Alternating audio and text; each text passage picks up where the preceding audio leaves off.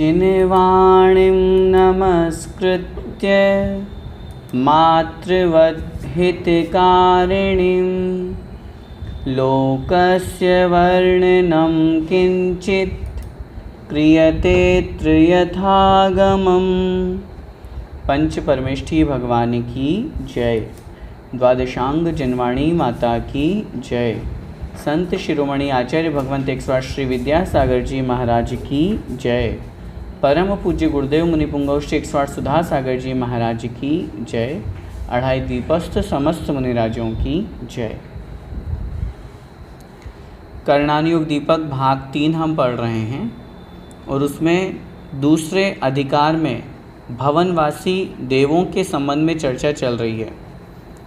सबसे पहले हमने ये समझा भवनत्रिक अर्थात भवनवासी, व्यंतर और ज्योतिषी, इन 3 निकाय के जो देव होते हैं इनको हम भवनत्रिक नाम से जानते हैं।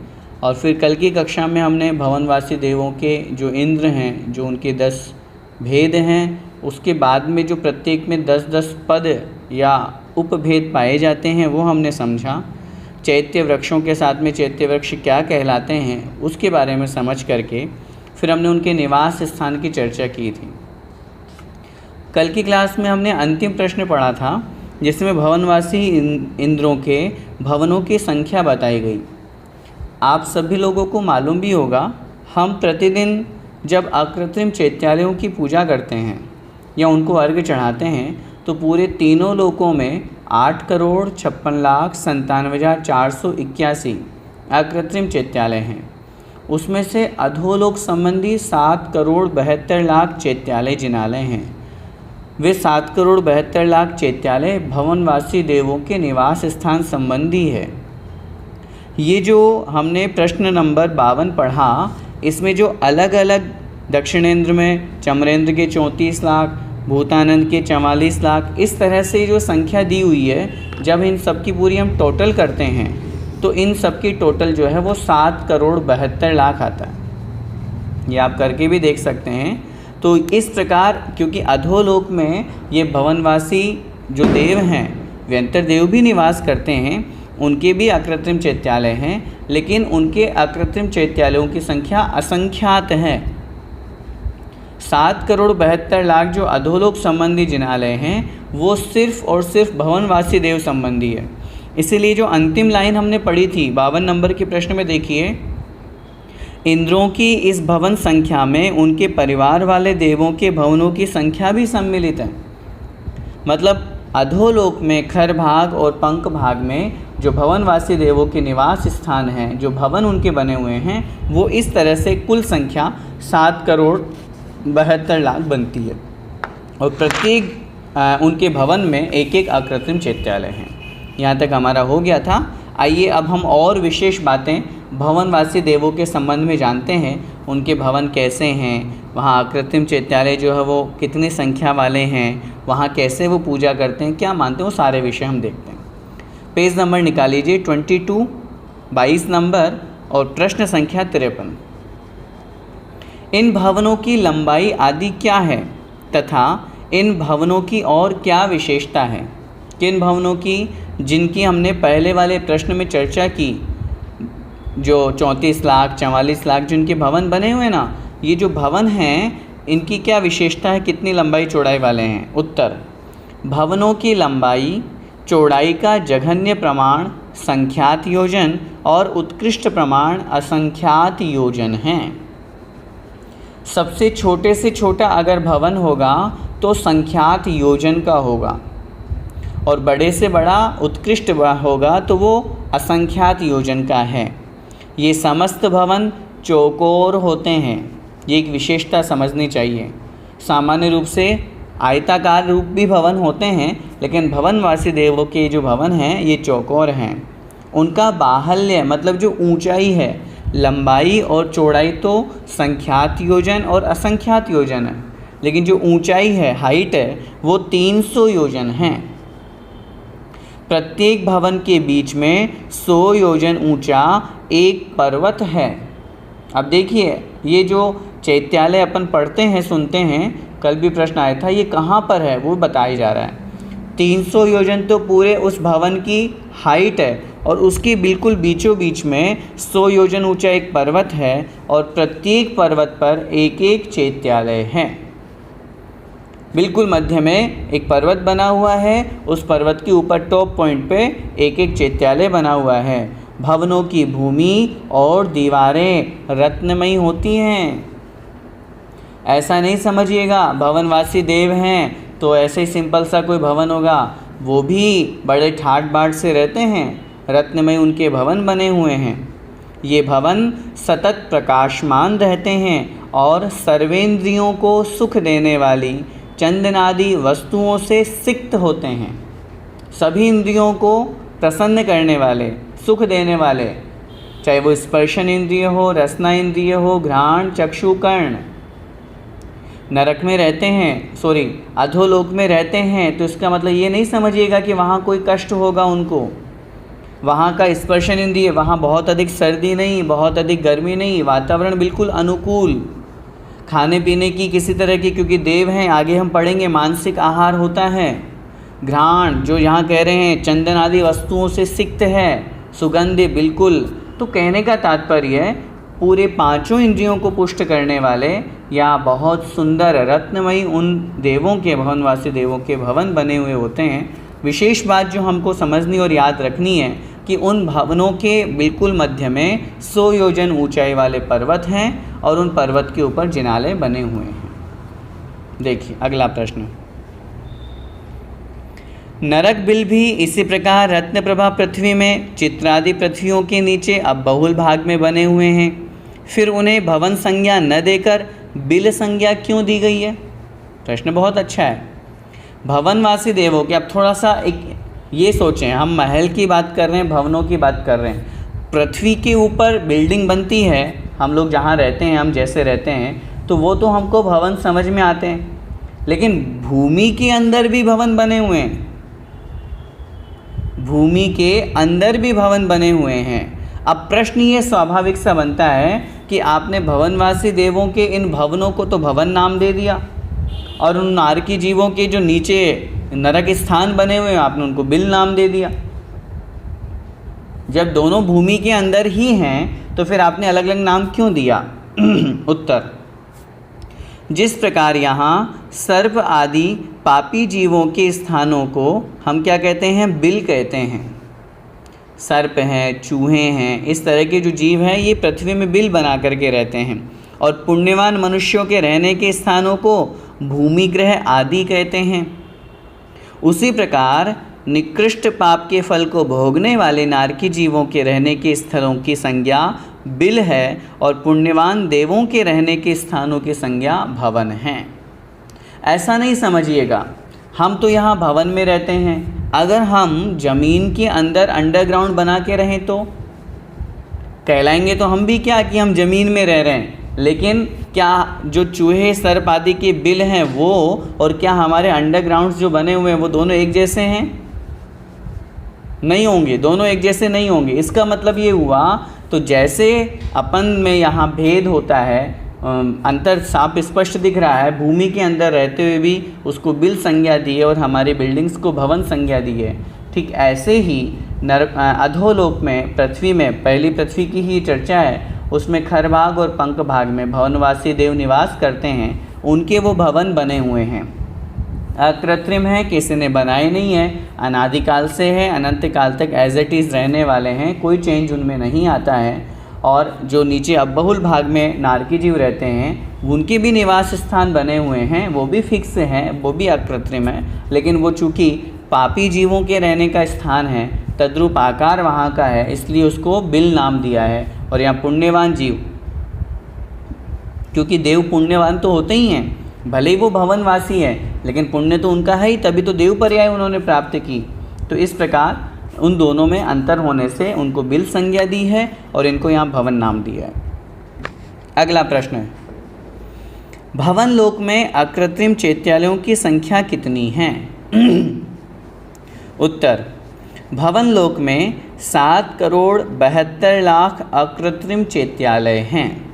जैसा कि अभी हमने आपसे निवेदन किया, प्रश्न संख्या जो 52 अपन ने पढ़ी थी उसमें जो प्रत्येक इंद्र और जो इंद्र हैं, दूसरे दो इंद्र हैं ना उनके भवनवासी में, तो उन प्रत्येक इंद्र के जो भवनों की और उनके पूरे परिवार की भवनों की जो संख्या टोटल बताई गई है वो 7,72,00,000 होती है। मेरा फिर से निवेदन आपसे, अधोलोक संबंधी हम जो अकृत्रिम चैत्यालय 7,72,00,000 लगाते हैं वो मात्र भवनवासी देव से संबंधित ही है। अधोलोक में व्यंतर देव भी रहते हैं और व्यंतर देवों के निवास स्थान भी बने हुए हैं, और व्यंतर देवों के निवास स्थान में प्रत्येक निवास स्थान में एक एक अकृत्रिम चैत्यालय भी है, लेकिन चूँकि उनकी संख्या असंख्यात है इसलिए उनको यहाँ पर काउंट नहीं किया।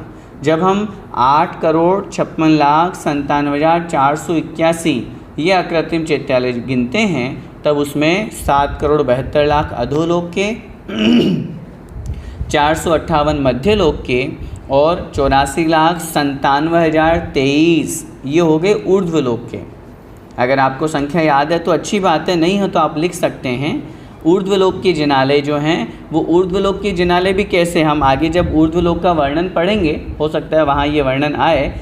ऊर्ध्वलोक में जो 16 स्वर्ग हैं, 16 स्वर्गों के ऊपर 9 ग्रैव्यक है, 9 अनुदिश और 5 अनुत्तर हैं, उनमें जो विमान हैं पूरे ऊर्ध्वलोक में वैमानिक देवों के, उन विमानों की संख्या भी इतनी ही है और प्रत्येक विमान में एक एक अकृत्रिम चैत्यालय हैं। लिखना चाहें लिख लीजिए। अधोलोक में 7,72,00,000 ये भवनवासी देवों से संबंधित है। अधोलोक में 7,72,00,000 भवनवासी देवों से संबंधित। मध्यलोक में 458,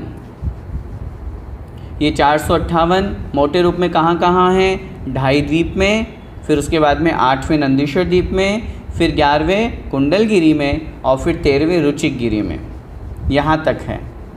होने में तो यहाँ भी और भी बहुत सारे हैं लेकिन उनमें से काउंटेबल इतने ही हैं। और फिर ऊर्ध्वलोक में गिनेंगे तो 84,97,023, 84,97,023 ये कुल मिलाकर के टोटल कितने हो गए, 8,56,97,481। हम प्रतिदिन पूजन भी करते हैं, अर्घ्य भी चढ़ाते हैं, इस प्रकार ही होते हैं। अच्छा, एक महत्वपूर्ण बात, इनके अलावा लिखिए अपनी कॉपी में, इनके अलावा व्यंतर देव संबंधी असंख्यात अकृत्रिम चैत्यालय, व्यंतर देव संबंधी असंख्यात अकृत्रिम चैत्यालय और ज्योतिष देव संबंधी असंख्यात अकृत्रिम चैत्यालय होते हैं। व्यंतर देवों के निवास स्थान असंख्यात हैं इसलिए उनके असंख्यात कहे गए। ज्योतिषी देवों में असंख्यात विमान उनके बने हुए हैं, ज्योतिष के विमान, तारागण ही इतने सारे हैं। तो इस तरह असंख्यात ज्योतिषी के और असंख्यात व्यंतर के, ये अकृत्रिम चैत्यालय की चर्चा अपन ने की। वापस आ जाइए किताब में, देखें भवन लोक में 7,72,00,000 अकृत्रिम चैत्यालय हैं जिनमें देव देवांगनाएं भक्ति भाव पूर्वक नृत्य, संगीत एवं गान आदि के द्वारा जिन पूजन करते हैं। प्रतिदिन ऐसा एक भी दिन नहीं जाता जब कोई देव या देवी भगवान जिनेंद्र देव की पूजन अर्चन नहीं करते हों, और कैसे, बड़े भक्ति भाव से संगीत के साथ में नृत्य गान करते हुए। हम और आप तो कभी सर्दी तेज़ पड़ जाए या कभी गर्मी हो, कभी कोई स्थिति परिस्थिति कहीं बाहर चले जाएं, अब जैसे अभी लॉकडाउन की स्थिति या मजबूरी, चलो ये तो अपनी तरफ से मान लीजिए, अपनी तरफ से आलस नहीं है, लेकिन आलस्य के कारण से हम लोग तो कभी कभी गोल मार जाते हैं, कभी कभी मंदिर नहीं जाते हैं। लेकिन ये देवों में कभी नहीं होता ऐसा, वो तो प्रतिदिन जिनेंद्र भगवान की पूजन अर्चन करते हैं। भवनों की जितनी संख्या है अकृत्रिम चैत्यालयों की उतनी ही संख्या है। भवन कितने, 7,72,00,000 जो हमने पहले पढ़ा प्रश्न नंबर 52 में टोटल करने पे। ऐसे ही जितने भवन उतने ही अकृत्रिम चैत्यालय, क्योंकि एक एक भवन में जो पर्वत बना हुआ है उस पर एक एक जिनालय बना हुआ है। अगला प्रश्न, भवनवासी देवों में आहार और श्वासोच्छ्वास का क्या क्रम है? हम देवताओं के बारे में सुनते हैं कि वे मानसिक आहार करते हैं, श्वासोच्छ्वास भी जो ग्रहण करते हैं वो बहुत लंबे समय के पीरियड के बाद में आहार और श्वासोच्छ्वास होता है। तो उसमें क्या डिफरेंस है और किस देव का कितना है वो बता रहे हैं। उत्तर, असुर कुमार देव 1000 वर्ष में आहार ग्रहण करते हैं और एक पक्ष में श्वासोच्छ्वास लेते हैं। ये उनकी आयु के कारण से ऐसा है। इतना डिफरेंस जो आया ना गैप, अब अपन सोच रहे हैं कि 15 दिन में एक बार श्वास लेना, यहाँ तो 15 सेकंड भी नहीं हो पाते हैं और अपने को दोबारा दूसरी श्वास लेनी होती है। क्यों? आयु कम है। तो जिसकी जितनी ज़्यादा आयु होती है और देवों की अपेक्षा से अपन कथन कर रहे हैं, तो उस अनुसार उनको उतना टाइम पीरियड में गैप मिल जाता है। 1000 वर्ष बाद आहार ग्रहण करते हैं। नाग कुमार, सुपर्ण कुमार और द्वीप कुमार ये 12 से ही 1/2 दिन में आहार ग्रहण करते हैं, अर्थात 12.5 दिन में, तथा 12.5 मुहूर्त में श्वासोच्छ्वास लेते हैं। उदधि कुमार, स्तनित कुमार और विद्युत कुमार 12 दिन में आहार ग्रहण करते हैं एवं 12 मुहूर्त में श्वासोच्छ्वास लेते हैं, तथा दिक् कुमार, अग्नि कुमार और वायु कुमार देव 7.5 दिन में आहार ग्रहण करते हैं और 7.5 मुहूर्त में श्वासोच्छ्वास लेते हैं। ये डिफरेंस क्यों हुआ, आगे हम प्रश्न पढ़ेंगे इन देवों की आयु पे। किस देव की कितनी आयु होती है? तो आयु कम होने के कारण से उनमें गैप कम हुआ। आयु अधिक, जैसे हम असुर कुमार की बात करें तो उसकी 1 सागर की आयु है, तो 1 सागर की आयु होने के कारण से 1000 दिन में और एक पक्ष में उनका आहार और श्वासोच्छ्वास होता है।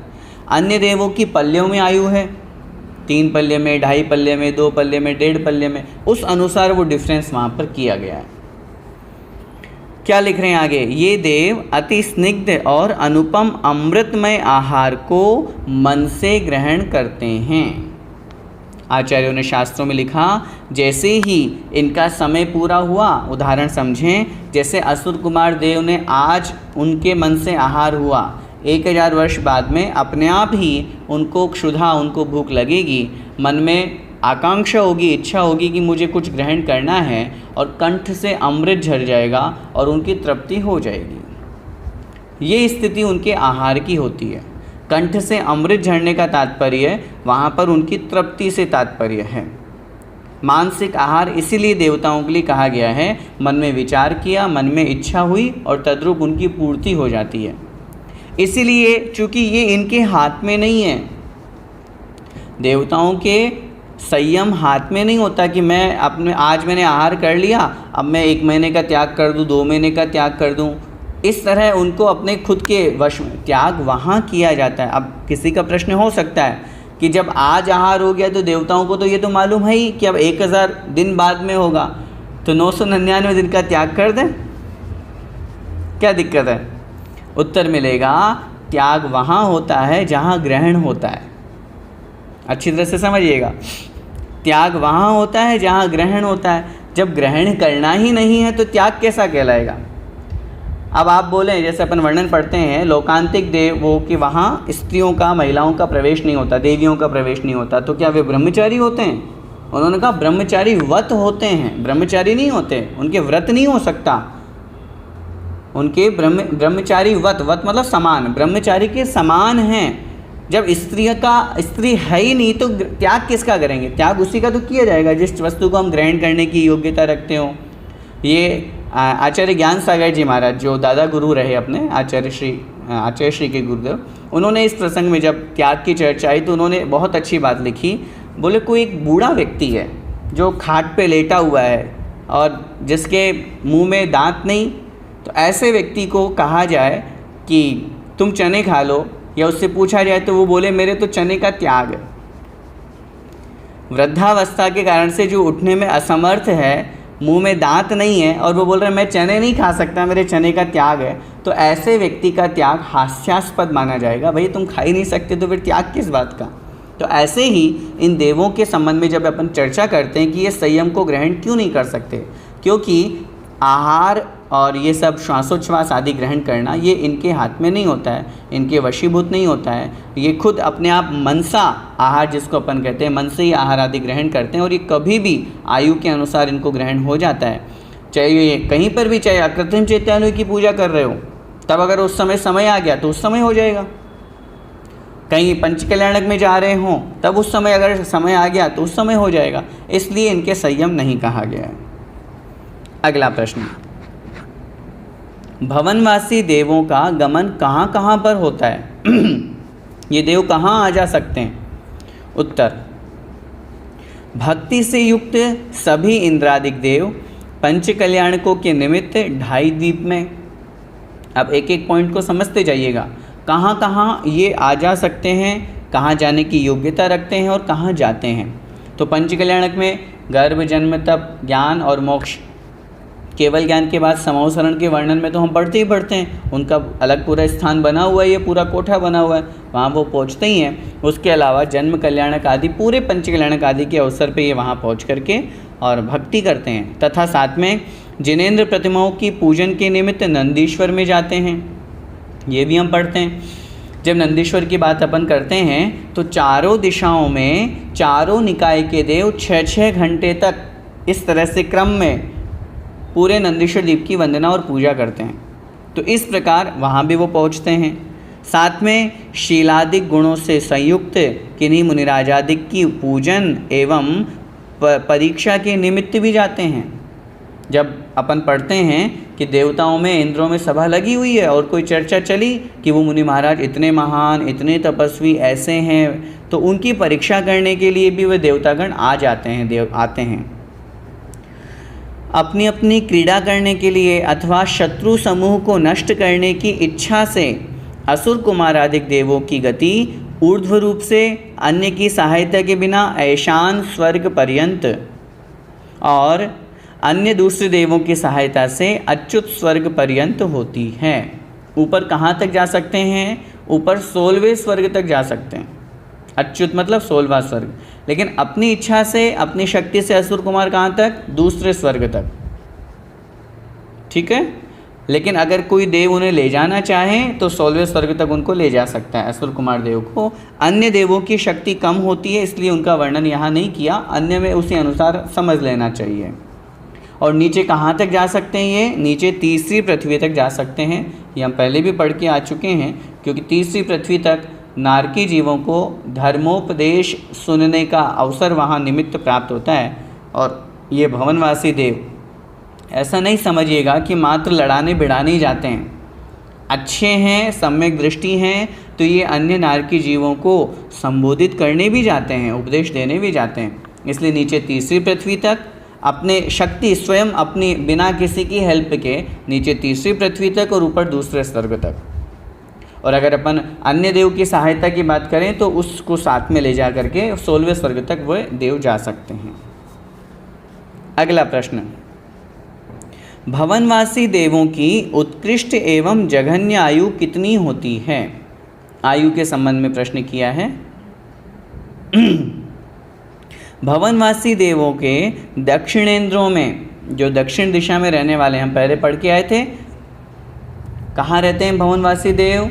भवनवासी देव मध्यलोक के असंख्यात द्वीप समुद्रों को छोड़ करके फिर नीचे खर भाग और पंख भाग में वहाँ पर उनके निवास स्थान बने हुए हैं, जो दक्षिण और उत्तर की तरफ रहते हैं, इस तरह से। तो उनमें से जो दक्षिणेंद्र में कौन कौन से? चमर है, भूतानंद है, वेणु, पूर्ण एवं जल प्रभादी, जो 6 देव हैं। इन 6 देवों की उत्कृष्ट आयु क्रमशः 1 सागर, 3 पल्य, 2.5 पल्य, 2 पल्य एवं 1.5 पल्य होती है। तत्वार्थ सूत्र जी में जो सूत्र दिया है आचार्य महाराज ने, उसी अनुसार अपन को समझना चाहिए। वहाँ उन्होंने मोटे रूप में भवनवासिनो असुर कुमार, नाग कुमार, वो एक निकाय रूप दे करके वहाँ कथन कर दिया। यहाँ थोड़ा सा हम डेप्थ में जाकर के चर्चा कर रहे हैं, तो वो जो उनके अंदर जो दक्षिणेंद्र और उत्तरेंद्र का भेद किया है, उस अनुसार यहाँ आयु बताई गई है। और उत्तरेंद्र में वैरोचन, धरणानंद, वेणुधारी, वशिष्ठ एवं जलकांत आदि 6 देवों की उत्कृष्ट आयु क्रमशः 1 सागर, साधिक 3 पल्य, साधिक 2.5 पल्य, साधिक 2 पल्य एवं साधिक 1.5 पल्य की होती है। ये आयु इन देवों की कही गई है।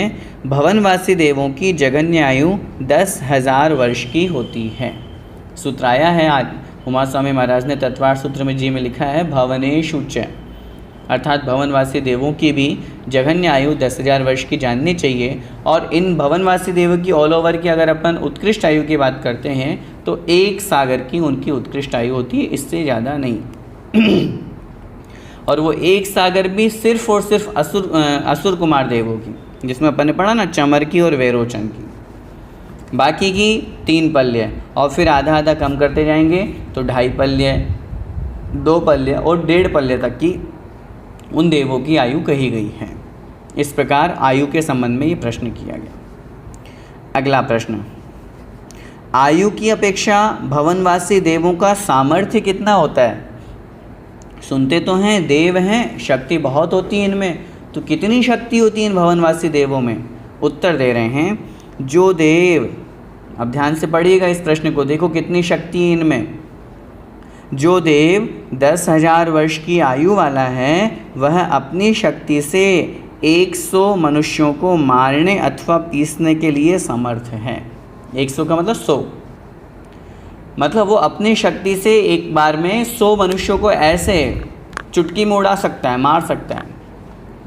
वह तथा वह देव 150 धनुष प्रमाण लंबे, चौड़े और मोटे क्षेत्र को बाहुओं में वेष्टित करके, अपनी भुजाओं में वेष्टित करके और उखाड़ने में भी समर्थ है।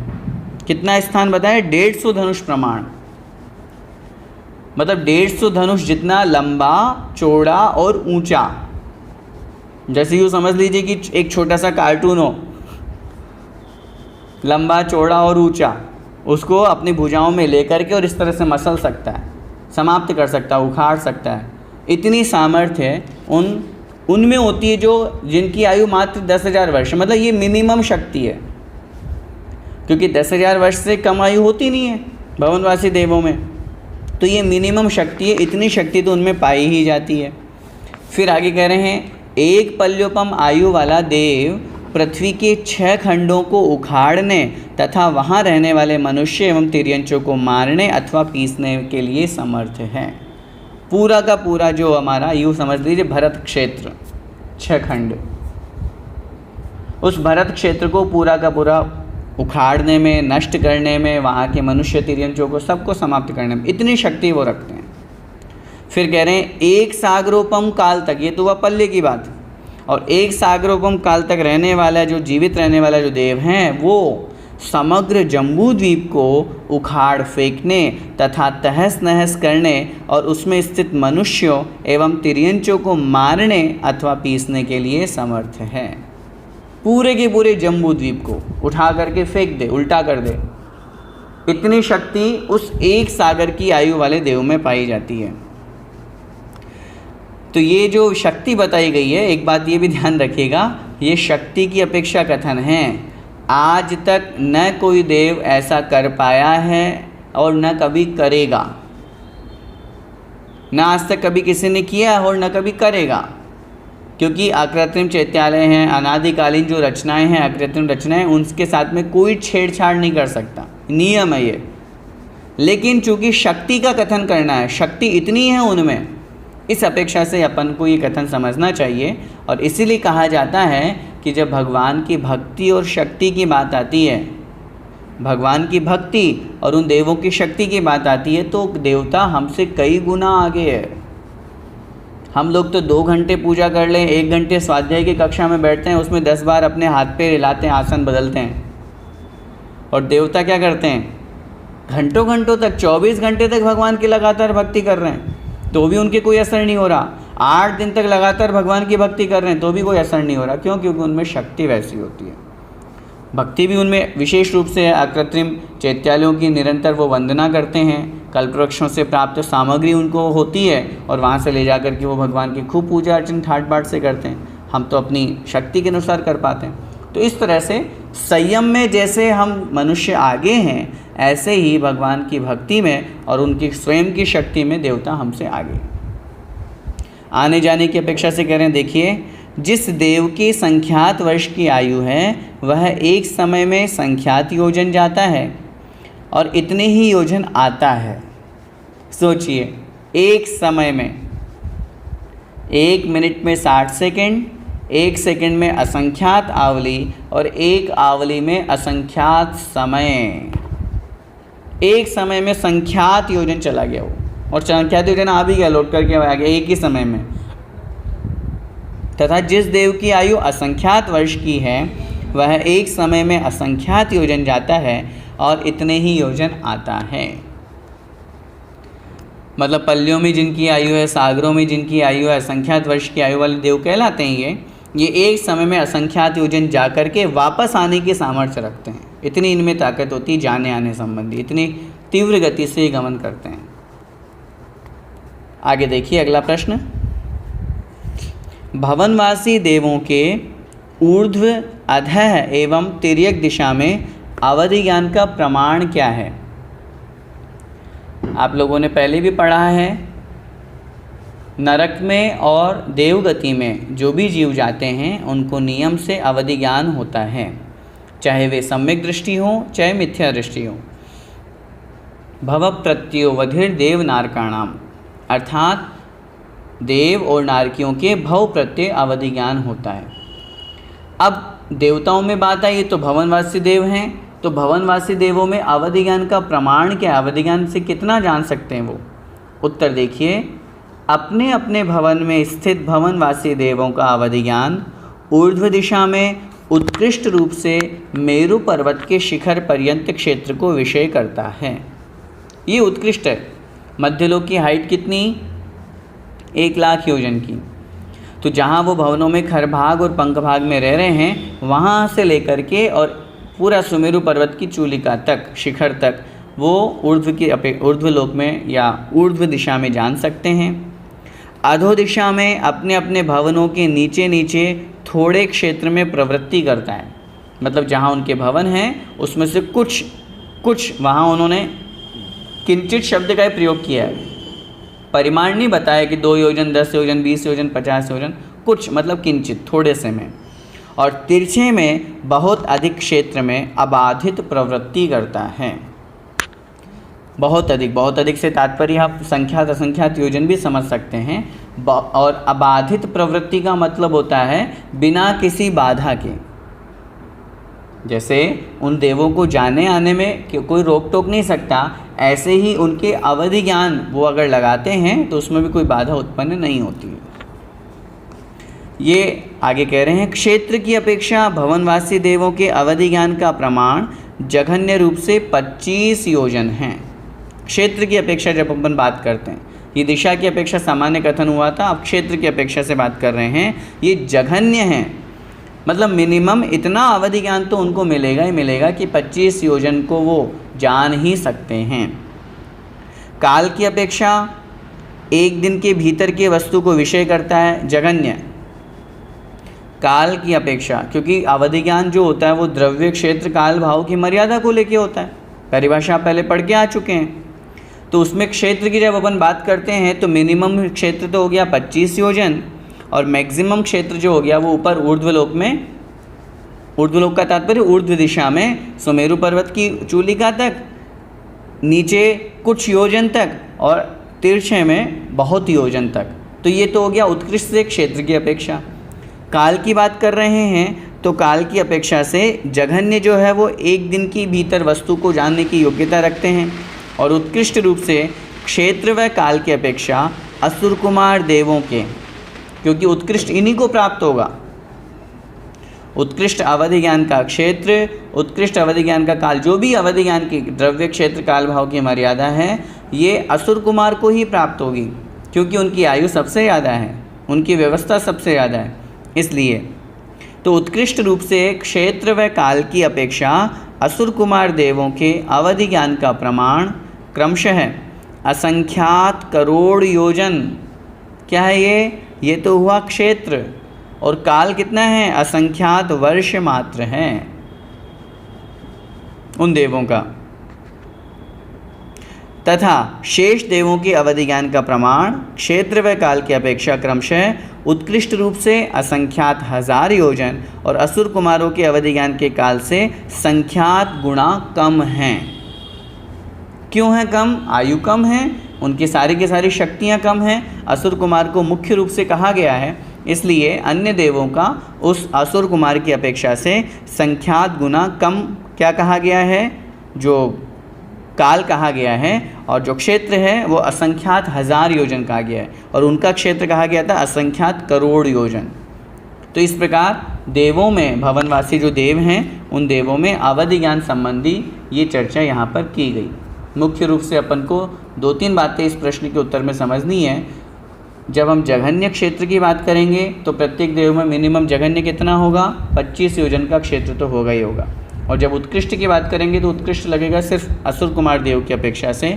ऊपर ऊर्ध्व दिशा में सुमेरु पर्वत की चूलिका तक, नीचे अधोलोक में कुछ क्षेत्र कुछ योजन तक, और तिर्यक में बहुत योजन तक। जब काल की अपेक्षा बात की जाएगी तो जघन्य काल कितना है? 1 दिन का। जघन्य काल 1 दिन का, और उत्कृष्ट काल अगर हम असुर कुमार देवों की अपेक्षा से लगाते हैं तो उनका उत्कृष्ट काल जो है वो असंख्यात वर्ष मात्र कथन किया गया है, वो अपन को समझना चाहिए। आगे देखिए, भवनवासी देवों का उत्सेद कितना होता है एवं विक्रिया कितनी होती है? उत्सेद का तात्पर्य ऊंचाई, हाइट। नेचुरल जो उनको हाइट मिलती है वो कितनी मिलती है, और वो उससे विक्रिया कितनी कर सकते हैं वो बता रहे हैं। उत्तर, असुर कुमार देवों के शरीर की ऊंचाई 25 धनुष की होती है और शेष देवों की ऊंचाई 10 धनुष मात्र होती है। जो नेचुरल है विक्रिया से वो आगे बनाएंगे, वो आगे बता रहे हैं, लेकिन जो उनको मिलती है जिस अवगाहना में वो रहते हैं वो अवगाहना ये है। असुर कुमार की 25 धनुष और अन्य शेष सबकी 10 धनुष। 10 प्रकार के भवनवासी देव अनेक रूपों की विक्रिया करते हुए अपने अपने अवधि ज्ञान के क्षेत्र को पूरित करते हैं। विक्रिया के द्वारा निर्मित उनके शरीरों की ऊंचाई अनेक प्रकार की होती है। उसको वो कितना भी छोटा बड़ा बना सकते हैं, इसलिए उसकी ऊंचाई का यहाँ कोई प्रमाण नहीं दिया है। वो विक्रिया से बना रहे हैं, इसलिए उसमें कोई आपत्ति नहीं है, कितना भी बड़ा बना सकते हैं। और कितने स्थान तक वो अपनी विक्रिया को भेज सकते हैं? जितने स्थान तक उनका अवधि ज्ञान का क्षेत्र है, उससे आगे नहीं। जितने स्थान तक उनके अवधि ज्ञान का क्षेत्र है, इसलिए यहाँ पे लाइन दी हुई है, देखिए फिर से पढ़ें। 10 प्रकार के भवनवासी देव अनेक प्रकार के अनेक रूपों की विक्रिया करते हुए अपने अपने अवधि ज्ञान के क्षेत्र को पूरित करते हैं। मैक्सिमम एक विक्रिया बना करके 2 किलोमीटर भेज सकते हैं, लेकिन अगर अपन मैक्सिमम की बात करेंगे तो जितना उनका अवधि ज्ञान का क्षेत्र है वहाँ तक वो अपनी अनेक विक्रिया बना करके, जितना अवधि ज्ञान का क्षेत्र वहाँ तक सारी विक्रिया भी बिछा दें तो भी उस अवधि ज्ञान के क्षेत्र के अंदर अंदर तक वो अपनी विक्रिया बना सकते हैं, उससे आगे नहीं। अगला प्रश्न,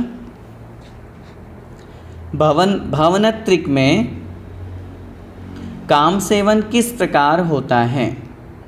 उत्तर, भवनत्रिक देव काय प्रविचार से युक्त होते हैं तथा वेद नो कषाय की उदीर्णा होने पर वे मनुष्यों के समान काम सुख का अनुभव करते हैं। काय प्रविचारा आ ऐशानाथ, अर्थात ऐशान स्वर्ग तक, तीनों भवनत्रिक और सोधर्म ऐशान स्वर्ग तक शरीर से मनुष्यवत काम प्रविचार होता है। काम प्रविचार से यहाँ तात्पर्य हमको समझना चाहिए कामेच्छा की संतुष्टि, पूर्ति, इच्छा पूरी हो जाना। सप्त धातुओं से रहित होने के कारण निश्चय से उन देवों के वीर्य का क्षरण नहीं होता। केवल वेदनो कषाय की उदीर्णा के शांत होने पर उन्हें संकल्प सुख उत्पन्न होता है। चूँकि वहाँ पर शरीर में हम अब शब्द का यहाँ प्रयोग तो कर दिया, मनुष्यवत काम सेवन होता है, लेकिन मनुष्य में काम सेवन होने पर पुत्रोत्पत्ति, संतानोत्पत्ति देखी जाती है, वीर्य क्षरण देखा जाता है। ऐसी स्थिति देवों के साथ में नहीं होती है, क्योंकि जो देवतागण होते हैं उनके शरीर में सप्त धातुएं नहीं होती है।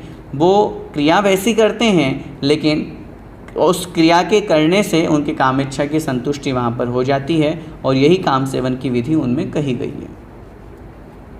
अगला प्रश्न, भवनवासी देव किनकी पूजा करते हैं?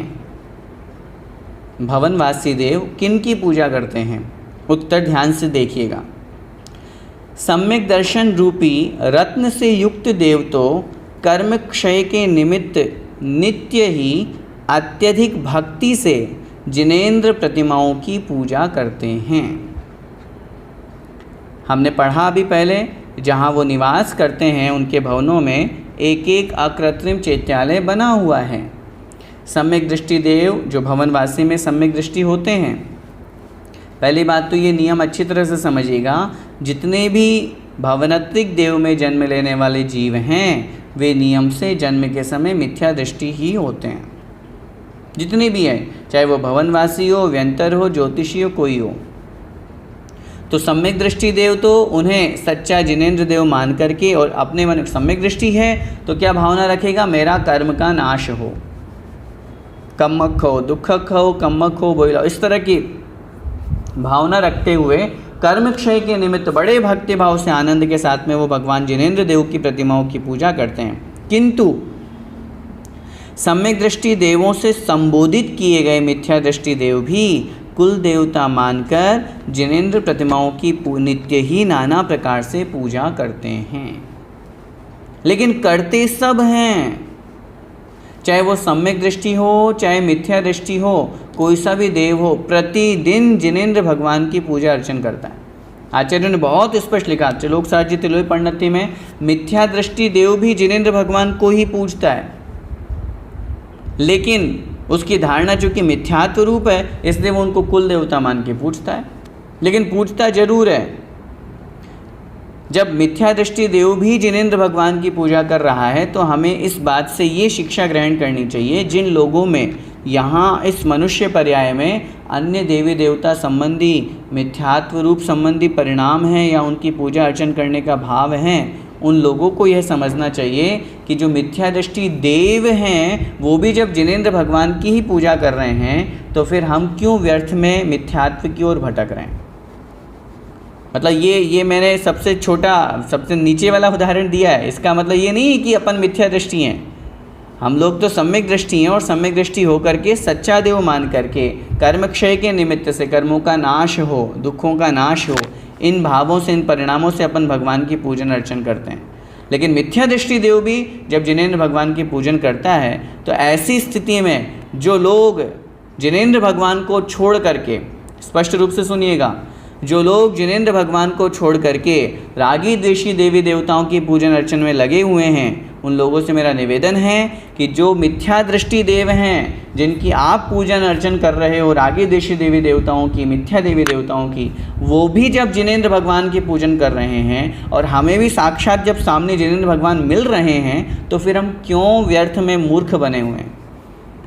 क्यों हम अपना श्रद्धांजलि डिगा करके और अन्य देवी देवताओं की तरफ या रागी द्वेषी देवी देवताओं की तरफ या फिर यक्ष यक्षिणियों की तरफ जाते हैं और वहाँ उनकी पूजन अर्चन करते हैं, जब साक्षात जिनेंद्र भगवान हमको मिल रहे हैं, उनकी प्रतिमा हमको मिल रही है, वीतराग अवस्था के हमको दर्शन हो रहे हैं, तो वही श्रद्धांजलि हमको भी अपने जीवन में लाना चाहिए।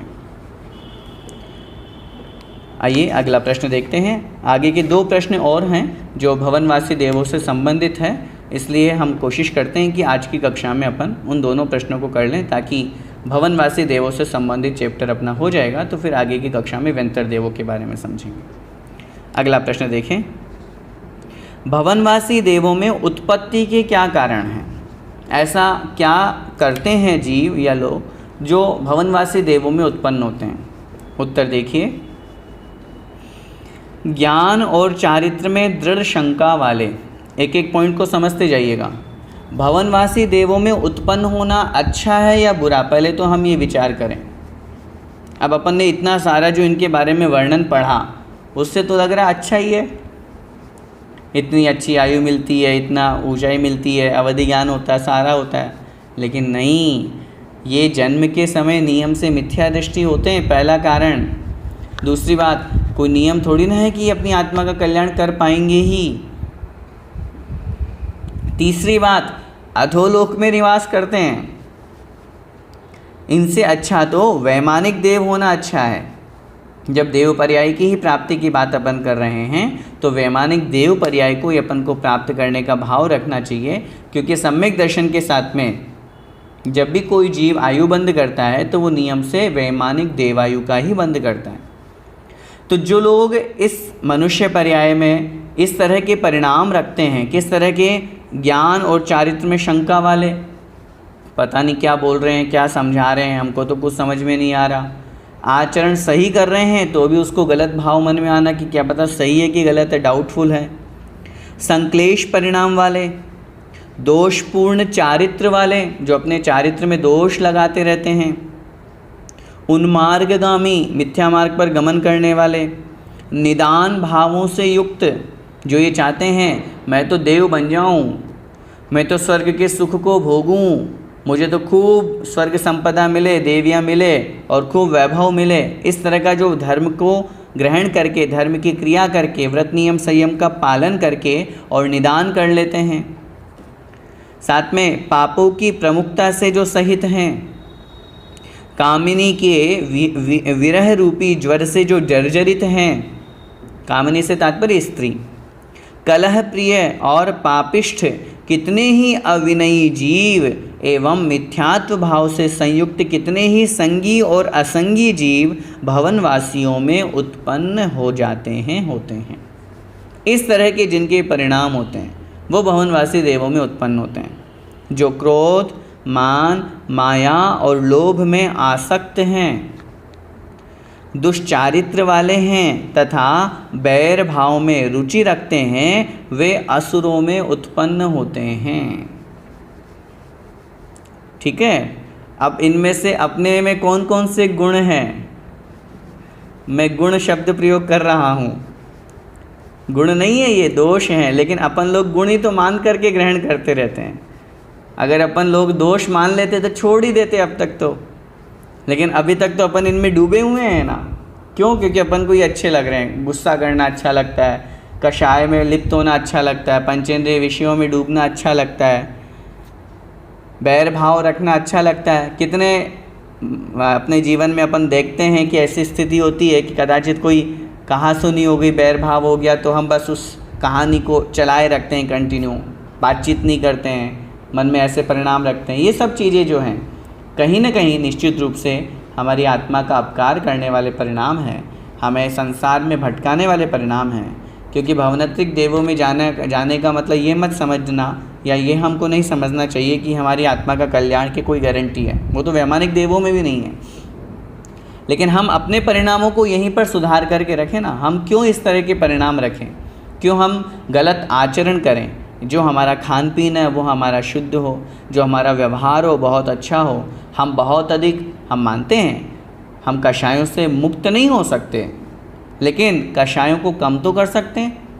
हम पंचेंद्रिय के विषयों की आशा से पूर्ण रूप से रहित नहीं हो सकते, लेकिन उस इच्छा को कंट्रोल तो कर सकते हैं, आशा को लिमिट में तो कर सकते हैं। जितनी वस्तुओं को हमारी आवश्यकता हो तदनुसार हम संतोषी तो बन सकते हैं। अगर हम ऐसा करेंगे तो निश्चित रूप से भवनवासी देवों में उत्पन्न होने से हम बचेंगे। अगला प्रश्न है, अंतिम प्रश्न आज की कक्षा का। देव दुर्गतियों में उत्पत्ति के क्या कारण हैं? अब देव दुर्गति एक तरह से देव शब्द का भी प्रयोग कर रहे हैं और दुर्गति भी बोल रहे हैं क्योंकि भवनत्रिक में जो उत्पन्न होते हैं वो अच्छे देव नहीं माने जाते हैं। मैंने पहले भी आपसे निवेदन किया था, आचार्य कुंद स्वामी महाराज ने तो इनको कुदेव संज्ञा दी है। अनेक स्थानों पर जब हम पढ़ते हैं सुरासुर, तो सुर असुर, उनमें जो वैमानिक देव हैं वे सुर कहलाते हैं और जो भवनत्रिक देव हैं वे असुर कहलाते हैं। तो इस तरह से चर्चा अपन समझते हैं तो वो देव दुर्गति ही एक तरह से कहलाती है। उत्तर, समाधि मरण के विराधित होने करने पर कितने ही जीव कंदर्प, किल्विष, आभियोग्य और सम्मोह आदि देव दुर्गतियों में उत्पन्न होते हैं। यहाँ देव दुर्गति से तात्पर्य मात्र भवनत्रिक ही हमको नहीं समझना, साथ में ही वैमानिक देवों में भी जो नीचे के देव हैं जिनके बारे में हमने पढ़ा था, किल्विशिक जाति के हैं, आभियोग्य जाति के देव हैं, जो आज्ञा से, इंद्र की आज्ञा मान करके और उसमें वाहन आदि बनने के काम में आते हैं। कंदर्प जाति के देव, इस तरह के जो देव हैं ये उन देवों में निम्न कैटेगरी के देव कहलाते हैं। तो समाधि मरण के विराधित करने पर, इससे क्या तात्पर्य हमको समझना है? इससे ये तात्पर्य समझना है, संलेखना समाधि मरण के अवसर पर अगर कोई जीव, जो हम समाधि मरण के अवसर पर पढ़ते हैं ना, जीने की हो न वांछा, मरने की हो न इच्छा, परिवार मित्र जन से मैं राग को भगाऊं, इस तरह के परिणाम अपन अच्छे अच्छे पढ़ते हैं। लेकिन जो इनसे विपरीत परिणाम रखते हैं, जीने मरने की इच्छा रखते हैं, निदान मान लेते हैं, कोई ना कोई इच्छा करते हैं मुझे ये वस्तु खिला दो पिला दो, इस तरह के जो परिणाम रखते हैं, उस अपेक्षा से वे देवता कंदर्प, किल्बिष, आभियोग्य और सम्मोह आदि देव दुर्गतियों में उत्पन्न होते हैं। आगे, जो सत्य वचन से रहित हैं, बहुजन में हंसी करते हैं और जिनका हृदय कामासक्त रहता है, वे निश्चय से कंदर्प देवों में उत्पन्न होते हैं। ये एक तरह से देवों की जाति है कंदर्प। जो भूति कर्म, भूति का तात्पर्य पूजा का जो कार्य है, मंत्राभियोग और कौतूहल आदि से संयुक्त है तथा लोगों की वंचना करने में प्रवृत्त रहते हैं, वे वाहन देवों में उत्पन्न होते हैं। वाहन से तात्पर्य आभियोग्य जाति के जो देव हैं उनमें वे उत्पन्न होते हैं। फिर आगे कह रहे हैं, तीर्थंकर, संघ प्रतिमा एवं आगम ग्रंथादिक के विषय में प्रतिकूल, दुर्विनयी तथा प्रलाप करने वाले जीव किल्बिषिक देवों में उत्पन्न होते हैं। जो किल्बिषिक जाति के देव होते हैं, जिनके बारे में हमने पढ़ा था, जैसे यहाँ भूमि पर हम मनुष्य क्षेत्र में देखते हैं, जो चांडाल है, मेहतर आदि है, उनको हम एक अलग स्थान देते हैं, वहाँ पर वे निवास करते हैं। ठीक उसी प्रकार जो तीर्थंकरों की अभिनय करते हैं, उनके प्रतिकूल आचरण करते हैं, संघ, चतुर्विध संघ है, जिन प्रतिमा हैं अथवा आगम शास्त्र आदि हैं, उनके प्रति अविनय भाव रखते हैं, उनकी अवहेलना करते हैं, साथ में ही उनके प्रति गलत प्रलाप अपलाप करते हैं, ऐसे जो देव होते हैं, ऐसे जो जीव होते हैं, वे किल्बिषिक जाति के देव बनते हैं। और अंतिम लाइन कह रहे हैं, कुमार्ग का उपदेश देने वाले, जिनेन्द्रोपदिष्ट मार्ग के विरोधी और मोह से मुक्त जीव सम्मोह जाति के देवों में उत्पन्न होते हैं। ऐसे जो जीव होते हैं, जो निश्चित रूप से मिथ्या मार्ग का उपदेश देने वाले हैं, जो है तो किसी न किसी रूप में, कहीं न कहीं एक उपदेष्टा के रूप में, धर्म के अनुयायी के रूप में, लेकिन मिथ्या मार्ग का अनुसरण स्वयं भी करते हैं और अन्य लोगों को भी वैसा उपदेश देते हैं। ऐसे जो जीव होते हैं वे निश्चित रूप से सम्मोह जाति में, इसके अलावा जिनेंद्र भगवान के मार्ग के विरोधी जो होते हैं, गलत उपदेश देने वाले जो होते हैं, ऐसे जो जीव होते हैं वे सम्मोह जाति के देवों में उत्पन्न होते हैं। ये जो कुछ जातियां हैं, कुछ स्थान हैं देवों में भी, भले ही देव पर्याय है, लेकिन फिर भी उनमें ये देव दुर्गति कहलाती है कि देव पर्याय को भी प्राप्त हो गए, लेकिन फिर भी जैसे आभियोग्य जाति के देव है, अब इंद्र के आज्ञा में चलना पड़ेगा, उनका कहना मानना पड़ेगा, उसके अनुसार चलना पड़ेगा। अब जैसे किल्बिषिक जाति के देव हैं, अब है तो देव, लेकिन उनको एक अछूत चांडाल के समान अस्पृश्य समझा जाता है और उनको एक अलग स्थान में रखा जाता है, अलग स्थान उनको दे। तो इस तरह से देव पर्याय को प्राप्त करने के बाद में भी उनके लिए वो सब दुर्गति का या अच्छा अनुभव नहीं होना या कष्ट रूप होना, मानसिक दुख होना, इस तरह की क्रियाएं उन देवों में होती है। हमने यहाँ तक ये जो 65 प्रश्न हो गए हैं, भवनवासी देवों का वर्णन यहाँ पर पूरा हुआ। आज की कक्षा में बस इतना ही, फिर आगे हम आगे की कक्षा में देखेंगे। आइए अब प्रश्न उत्तर देख लेते हैं।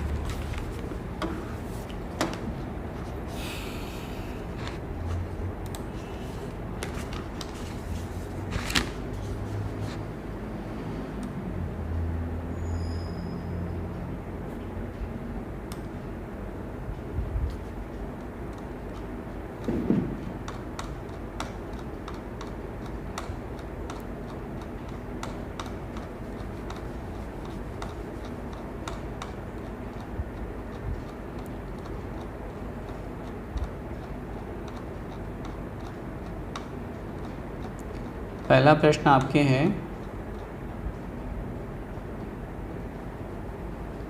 प्रश्न नंबर 51 का दूसरा पैराग्राफ समझ में नहीं आया। प्रश्न संख्या 51 का दूसरा पैराग्राफ देख लीजिए, निकाल लीजिए एक बार फिर से। इसमें ये बताया जा रहा है कि भवनवासी देव जो हैं वो कहाँ निवास करते हैं। तो यहाँ पे एक शब्द पहले अपन समझे, यहाँ जो कथन किया गया है कि दक्षिणेंद्र और उत्तरेंद्र, वहाँ से क्या तात्पर्य समझना है। दक्षिण दिशा की तरफ जो निवास करते हैं, हम लोगों ने जब लोक का नक्शा पढ़ा था तो आप लोगों को ध्यान होगा, ये जो इस तरह से परिमाण ये पूर्व से पश्चिम तक का है, और इस तरह जो अंदर गहराई जिसको अपन कहते हैं ना, वो कहलाती है अंदर गहराई दक्षिण उत्तर। ठीक है, तो उस अपेक्षा से ये पूर्व ये पश्चिम है, तो दक्षिण इधर हो जाएगा और उत्तर इधर हो जाएगा। तो जो दक्षिण की तरफ रहने वाले हैं वे दक्षिणेंद्र, और जो उत्तर की तरफ रहने वाले हैं वे उत्तरेंद्र। अब ये कहाँ निवास करते हैं, देखिए, रत्न प्रभा पृथ्वी के खर भाग में ऊपर और नीचे 1,000 योजन छोड़कर, जो 16 इस तरह से 1,000 के 16 योजन, 16 पृथ्वियाँ बनी थी ना 16,000 योजन की, तो उसमें से 1,000 योजन ऊपर छोड़ दीजिए, 1,000 योजन नीचे छोड़ करके शेष बीच के 14,000 योजन में इस जम्बूद्वीप से तिरछे दक्षिण एवं उत्तर दिशा में असंख्यात द्वीप समुद्रों के बाद क्रमशः दक्षिणेंद्र, उत्तरेंद्र एवं उनके परिवार वाले जो और तथा शेष 9 कुमारों के भवन बने हुए हैं। हम बात कर रहे हैं खर भाग की। ठीक है, पंख भाग में असुर कुमार देव अकेले रहते हैं और खर भाग में शेष 9 प्रकार के देव रहते हैं। अब यहाँ जो तिरछे शब्द दिया है वो अब लगाइए।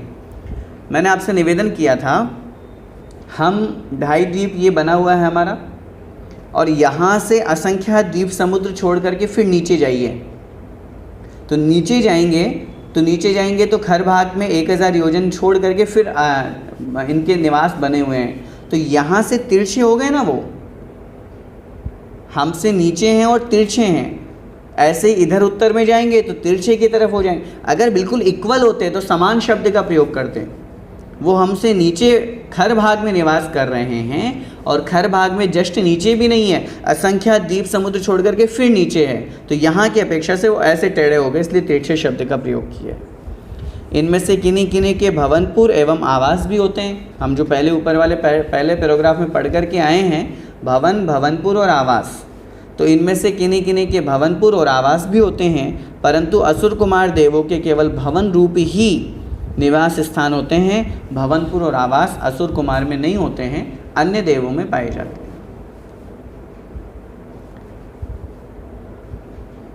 इनका ही प्रश्न है अगले जो भी महानुभाव हैं। जम्बूद्वीप से तिरछे दक्षिण एवं उत्तर समझ में नहीं आया, आई थिंक अभी समझ में आ गया होगा जैसा भी आपको बताया। क्या पंख एवं खर भाग में अकृत्रिम चैत्यालयों की रचना इस प्रकार हुई है कि किसी भी दशा में पृथ्वी पर रहने वाले जीवों का पाँव उन पर ना पड़े? हाँ बिल्कुल ठीक है, उसमें कोई दिक्कत नहीं है, वैसे ही बने हुए हैं।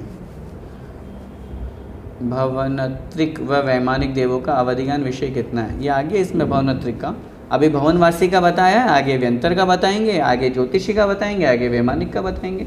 जो वर्णन चल रहा है उस अनुसार अपन को पढ़ना है।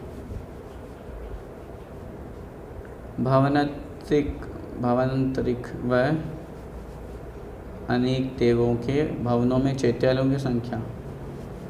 अनेक देव कौन से हुए यहाँ पे? आपने भवनतरिक लिखा है, शायद हो सकता है भवनत्रिक हो।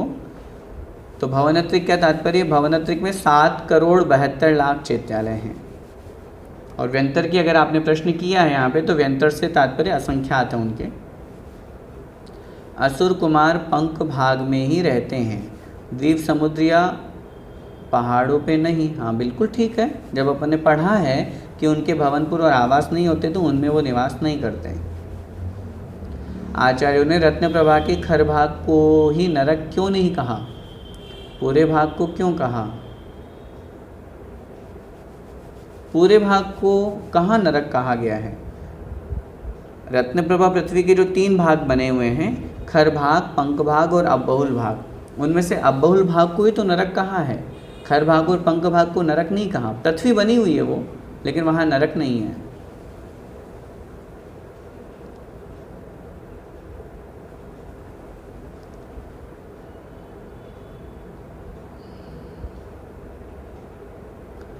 प्रश्न 50 की दूसरी लाइन में जो प्रतिमाओं के आगे प्रत्येक दिशा है उससे क्या अभिप्राय है? क्या हर एक प्रतिमा के चारों दिशाओं में 5-5 समझे? जी बिल्कुल ऐसा ही समझना है। चारों दिशाओं में है तो प्रत्येक दिशा में प्रतिमा यहाँ बनी हुई है, उसके इधर 5 प्रतिमाएं, इधर 5, इधर 5, इधर 5, इस तरह से चारों दिशाओं में समझनी चाहिए।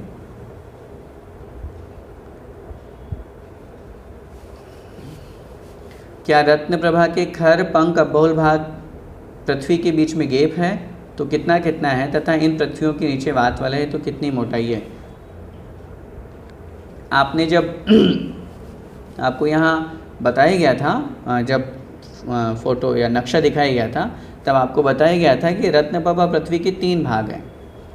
ये माना कि ये मोटी पूरी रत्नप्रभा पृथ्वी है, 1,80,000 योजन मोटी। इसमें से ये 16,000 का खर भाग, 84,000 का पंख भाग और 80,000 का अबहुल भाग। इन तीनों के बीच में कोई गैप नहीं है, न कोई वात वलय है। इसके नीचे 3 वात वलय बने हुए हैं, वही अपन को समझना है। तीनों भाग के मतलब तीनों में से खर भाग और पंख भाग के नीचे कोई वात वलय नहीं है, कोई गैप नहीं है। अब बहुल भाग जहाँ समाप्त होगा, पहली पृथ्वी समाप्त होगी और उसके नीचे 3 वात वलय और फिर असंख्यात योजन का आकाश। सीमंतक पटल की उत्कृष्ट आयु में 1 0 ज़्यादा लिखी है, प्लीज़ चेक कीजिए। Question number 39।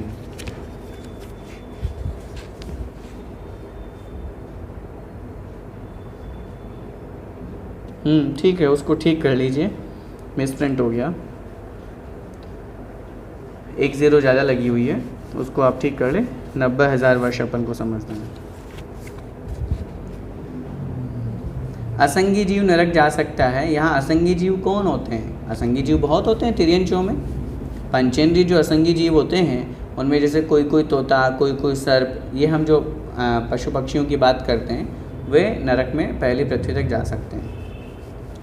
देवांगनाएं कौन से स्वर्ग तक रहती है? देवांगनाएं 16वें स्वर्ग तक रहती हैं। 16वें स्वर्ग तक देवियाँ होती हैं। देवियों का जो जन्म है वो मात्र पहले और दूसरे स्वर्ग में होता है, ये नियम है, लेकिन उनका निवास जो है वो 16वें स्वर्ग तक होता है। क्या चैत्य वृक्ष पृथ्वी कायिक है? पृथ्वी कायिक नहीं, पृथ्वी काय है। पृथ्वी कायिक में तो एकेंद्रीय जीव हो जाएंगे, लेकिन वो पृथ्वी काय है। भवनत्रिक व वैमानिक देवों के आहार एक जैसे हैं क्या? नहीं, आहार एक जैसा नहीं है। जब वो देव अलग अलग है तो उनका आहार भी अलग अलग होगा, उसको क्वालिटी में भी फ़र्क आएगा। होते सबके मानसिक आहार ही है देवों के, लेकिन फिर भी उस आहार में भी डिफरेंस होता है।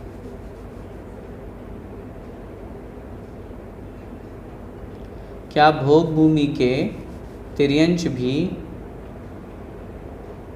पृथक विक्रिया करते हैं? सुनने में तो आया है, पढ़ने में ये प्रसंग प्राप्त होते हैं कि भोग भूमि जीव भी पृथक विक्रिया करते हैं, इसलिए करने में आपत्ति नहीं है। सभी देव पंचम काल में आ सकते हैं क्या संबोधन करने के लिए? इस विषय में आचार्यों ने शास्त्रों में लिखा है, पंचम काल में मध्यलोक में, अपने मनुष्य क्षेत्रों में देवताओं का आना जाना बहुत कम हो जाता है। वहाँ पर उन्होंने कथन किया, पंचम काल में जीवों का इतना पुण्य नहीं होता है कि देव वहाँ आकर के और उनको संबोधन करें, संबोधित करें अथवा उनकी रक्षा करें। इसलिए पंचम काल में बहुत कम देव नीचे आते हैं और वैमानिक देवों का तो आने का प्रसंग सुनते ही नहीं हैं। अन्य देवों में भवनवासी व्यंतर तो चूँकि मध्यलोक में ही रहते हैं, इसलिए आना जाना उनका बना रह सकता है। प्रश्न 46, अपाय मतलब क्या है? अपाय का मतलब दुख और भय होता है। देवों में दिन रात भेद नहीं होता है ना? हाँ, नहीं होता है। देवों में नहीं, देव ऊर्ध्व गति में हम बात करेंगे। देवों में तो क्या, व्यक्ति में या जीव में थोड़ी ना दिन रात का भेद होता है, स्थान विशेष में होता है। वहाँ पे दिन रात का भेद नहीं होता है, वहाँ हमेशा प्रकाशमान उजाला आदि बना रहता है देवताओं के।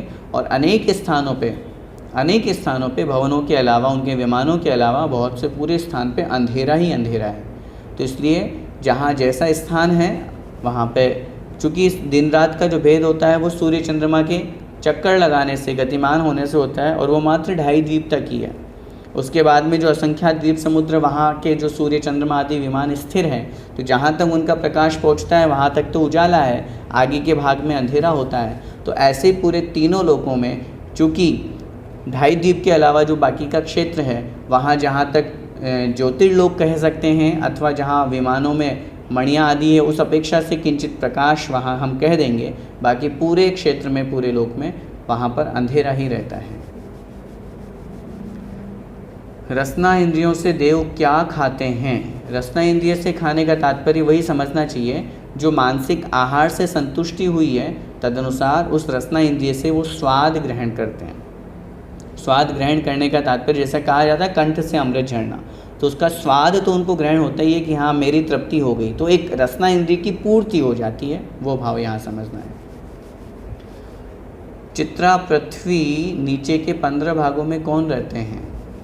चित्रा पृथ्वी के नीचे के लिखा तो है, चित्रा पृथ्वी के नीचे के जो 15 भाग है, 15 पृथ्वियाँ हैं, उनमें से लास्ट वाला 1000 छोड़ दीजिए, शेष जो 14000 है वो खरभाग पूरा 16000 का कहलाएगा। उसमें चित्रा पृथ्वी ऊपर की लास्ट वाली 1000 योजन की पृथ्वी, बीच के जो 14000 योजन है उसमें ये 9 प्रकार के भवनवासी देव और राक्षस को छोड़ करके 7 प्रकार के व्यंतर देवों का निवास होता है।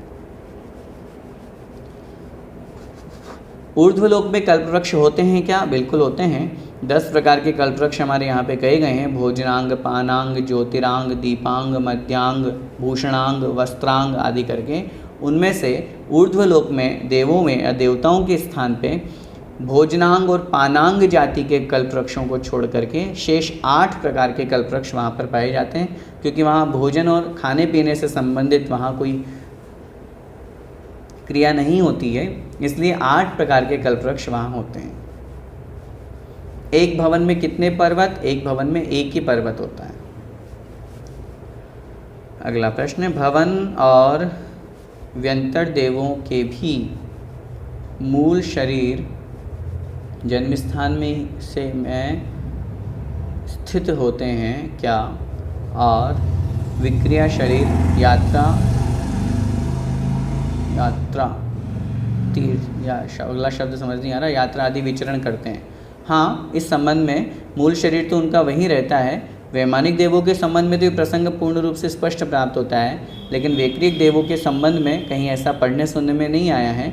लेकिन जहाँ भवनपुर और आवास उनके बने हुए हैं उस अपेक्षा से वहाँ कथन करेंगे तो वहाँ पर भी उनके वैक्रिक शरीर या वहाँ उनका जन्म देखा जाता है, तो उस दृष्टि से वहाँ भी उनका शरीर होता है और मूल शरीर से भी उनका आना जाना बना हुआ रहता है। उत्तर शरीर से विक्रिया बना करके भी वो आना जाना कर सकते हैं, इसलिए दोनों बातें अपन को यहाँ पर समझनी चाहिए। स्वर्गों में भी क्या पंच स्थावर तिर्यंच गति के जीव होते हैं? नहीं, स्वर्गों में पंच स्थावर तो पूरे तीनों लोक में है। ऐसा कोई सा भी स्थान नहीं है, कोई सा भी प्रदेश नहीं है जहाँ ना हो। लेकिन स्वर्गों में पर्टिकुलर आप बोलेंगे कि वहाँ पृथ्वी का एक होते हैं क्या, वहाँ जल का एक होते हैं क्या, वो नहीं। पंच स्थावर पूरे तीनों लोक में, वो भाव समझना चाहिए। 13 द्वीपों के नाम जानने लिखने हैं, ये यहाँ तो प्रसंग नहीं है, आप किन्हीं अन्य पुस्तक से देख लीजिएगा।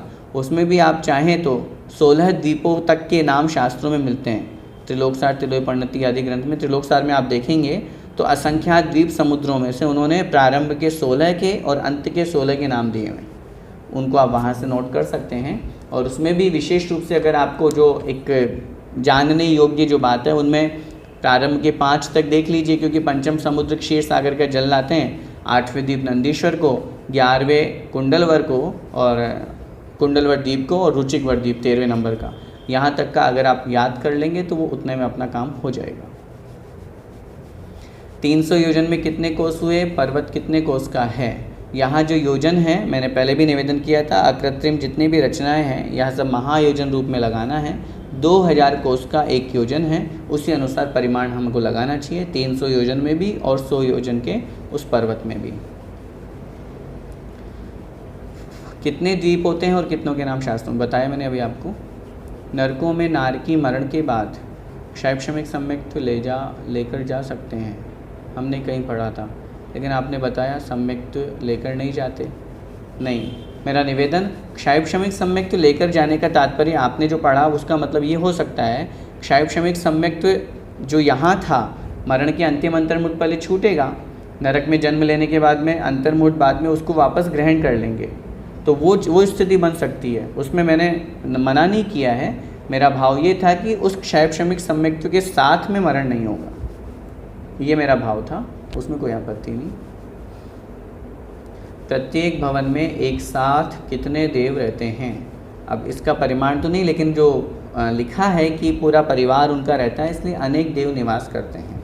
एक देव की कम से कम 32 देवियाँ होती है, पूरा इंद्र है, सामान्य त्रायश्चिंश है, सारे के सारे देव हैं। अब जब अपन उनके भवनों की संख्या इतनी पढ़ रहे हैं 34 लाख, तो उस अनुसार वहाँ पर असंख्यात योजन के जब उनके भवन बने इतने बड़े बड़े, जब इतने विशाल विशाल भवन है, तो उस अनुसार अनेक देव वहाँ पर रहते हैं।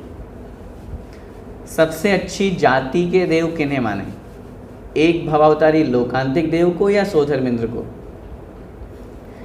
अगर आप सबसे अच्छी की बात करोगे तो सबसे अच्छी जाति के देव की बात करोगे तो मैं और आपके इस प्रश्न में जोड़ना चाहूँगा शची इंद्राणी को,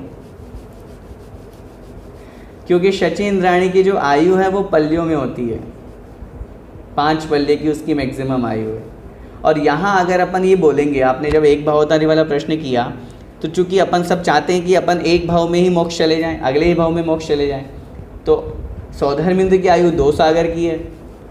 लोकांतिक की बात करेंगे तो वहाँ 7 सागर के आगे जो 10 सागर इसका आयु ज़्यादा है कुल मिला के, वो अपन परिमाण आगे लगा लेंगे। और शची इंद्राणी की जो आयु है वो मात्र पल्ले की आयु है, 5 पल्ले की आयु है। तो इस दृष्टि में अगर आपको ये भाव है मन में कि सबसे अच्छी देवगति मुझे प्राप्त हो और देवगति में सबसे अच्छी पर्याय प्राप्त हो, तो भले ही वो स्त्री पर्याय है, लेकिन फिर भी अपनी आत्मा का कल्याण करने की दृष्टि से वो एक भावावतारी वाली पर्याय है, इसलिए सबसे अच्छी तो शची इंद्राणी की है।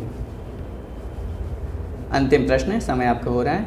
आपने बताया प्रतिदिन देव पूजा करते हैं, लेकिन देवलोक में दिन रात तो होते नहीं, तो दिन रात से क्या समझें? हाँ, तो वहाँ दिन रात का भेद ही नहीं है ना। जहाँ दिन रात का भेद नहीं है वहाँ अकृत्रिम जिनालयों में या भवनों के भवनवासी देवों के निवास स्थानों में वो आराम से बड़े ठाट बाट से जो रत्नमय भवन बने हुए हैं, तो रत्नों की दीप्ति, कांति और उजाला तो वहाँ पर है ही सही जहाँ वो निवास करते हैं, और तदनुसार वो बड़े भक्ति भाव से अष्टद्रव्यों से भगवान जिनेंद्र देव की पूजन अर्चन करते हैं। बस आज के लिए इतना ही। बोले द्वादशांग जिनवाणी माता की जय। संत शिरोमणि आचार्य भगवंत 108 श्री विद्या